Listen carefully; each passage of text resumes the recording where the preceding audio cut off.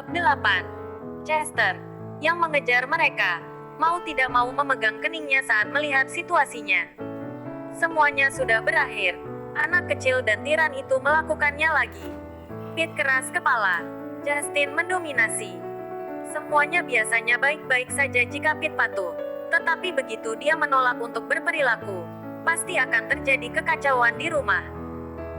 Dia baru saja berpikir untuk menelepon keluarga mereka ke rumah dan meminta mereka untuk menyelamatkan keponakan kecilnya ketika dia menyadari bahwa tiran itu tiba-tiba berhenti di tengah jalan. Kejutan ringan muncul di wajahnya. Beberapa tetesan panas di lehernya mengejutkan Justin dan membekukannya di tempat. Ini tidak bisa. Dia melonggarkan cengkeramannya sedikit dan segera dihadapkan dengan wajah kecil yang menangis. Cherry menangis keras, dan isak tangisnya menghantam tubuh mungilnya. Dia menyentuh wajah Justin dengan tangannya. "Ayah, kamu ayah." Justin kehilangan kata-kata. Putranya selalu memiliki ekspresi cemberut di wajahnya, tetapi ekspresi wajahnya jauh lebih bersemangat saat ini. Tetesan air mata besar mengalir dari matanya yang gelap. Itu membuat seseorang merasa luar biasa, tak berdaya. "Jangan menangis lagi," kata Justin dengan suara serak. Kemudian, dia mengulurkan tangannya dengan canggung, mencoba menghapus air matanya. Namun, tangan kecil yang lembut malah meraih jarinya. Ayah. Dia akhirnya memiliki seorang ayah. Dia bukan lagi seorang anak yang muncul dari batu. Meskipun Cherry ceria dan ramah, dia tetap merasa sangat iri setiap kali dia melihat anak-anak lain diangkat tinggi-tinggi oleh ayah mereka. Suaranya yang lembut membuat Justin menelan kembali kalimat, "Pria sejati tidak menangis," yang akan dia katakan. Pete baru berusia 5 tahun. Dia masih anak-anak.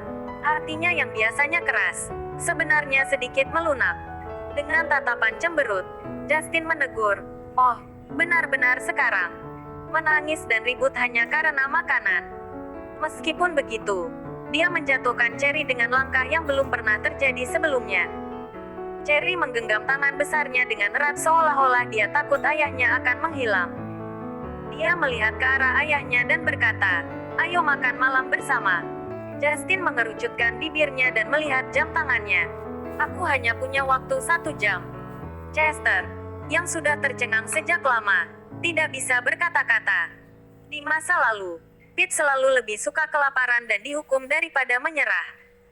Cherry sangat bersemangat. Dia telah menemukan ayah yang begitu tampan. Apakah dia benar-benar ayahnya atau bukan? Itu sama sekali bukan kerugian. Dunia fanatik yang terobsesi dengan penampilan sangat sederhana. "Makan ini, ayah. Ini mahal. Jangan hanya minum jus, ayah. Itu terlalu mengenyangkan. Dan Anda tidak akan bisa makan banyak." Justin menatap putranya dengan serius yang bertingkah seperti orang yang sama sekali berbeda. Sementara itu, Chester yang duduk di sebelahnya berbisik, "Justin, apa Pete kesurupan?" Setelah memilih apa yang ingin dia makan, Cherry meraih tangan Justin dan berjalan menuju meja di sudut. "Ayah, ibu ada di sana." Pandangan Justin mengikuti jarinya dan melihat wanita di itu lagi. Dia bersandar malas di sofa yang nyaman. Matanya tertunduk seolah-olah semua yang terjadi di sekitarnya tidak ada hubungannya dengan dia. Dan acuh tak acuh seolah-olah dia terisolasi dari dunia. Dia menopang pipinya dengan satu tangan sambil memegang garpu di tangan yang lain saat dia makan dengan linglung. Ada pesona yang tak bisa dijelaskan dalam gerakannya. Jari-jarinya panjang dan ramping dengan persendian yang jelas. Jari-jari seperti itu sangat gesit dan fleksibel dan sangat cocok untuk bermain piano. Mereka sangat cantik. Di seberangnya, seorang anak duduk membelakangi mereka. Karena anak itu terlalu pendek, mereka hanya bisa melihat bagian atas rambut mereka. Kemungkinan itu adalah putrinya. Justin menarik kembali pandangannya dan menatap Cherry dengan serius. "Dia bukan ibumu. Dia adalah ibuku." Dengan tatapan dingin, Justin membungkuk. "Ingat ini, Pete. Jangan percaya pada wanita manapun, terutama wanita cantik." Mata Cherry melebar. "Disayangkan. Akan sangat disayangkan hanya jika dia tidak menerima ibu." Matanya tiba-tiba menjadi merah. "Jika kamu tidak mengenalinya sebagai ibuku, maka kamu bukan ayahku."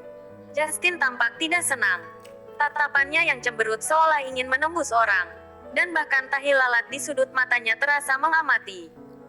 Bagaimana wanita itu menyihir putranya? Dia benar-benar membuat Pete mengatakan sesuatu seperti itu. Dan dia tiba-tiba menyadari sesuatu, dan dia bertanya, "Apakah kamu turun bersamanya?" Cherry menjawab, "Tentu saja." Itu seperti apa yang dia pikirkan. Dia tahu itu. Mengapa Pete tiba-tiba menginginkan pizza? Justin mencibir. Wanita itu masih menggoda pria lain di lantai bawah sore ini. Namun sekarang dia mencoba merayunya dengan menggunakan putranya lagi. Tampaknya peringatan lisan yang dia berikan padanya tadi malam tidak cukup. Dia berbalik dengan paksa. "Jangan bicara dengannya lagi." Cherry bingung. Dia menatap ibunya dengan sedih, lalu menatap ayahnya yang besar dan tinggi. Pada akhirnya, dia mengertakkan gigi dan pergi bersama Justin. Dia ingin membantu Mommy menculik Daddy di rumah. "Ayah, bukankah ibuku cantik? Dia bahkan lebih cantik dari para selebriti. Jika Anda menikahinya, betapa mengesankannya ketika Anda membawanya keluar di masa depan."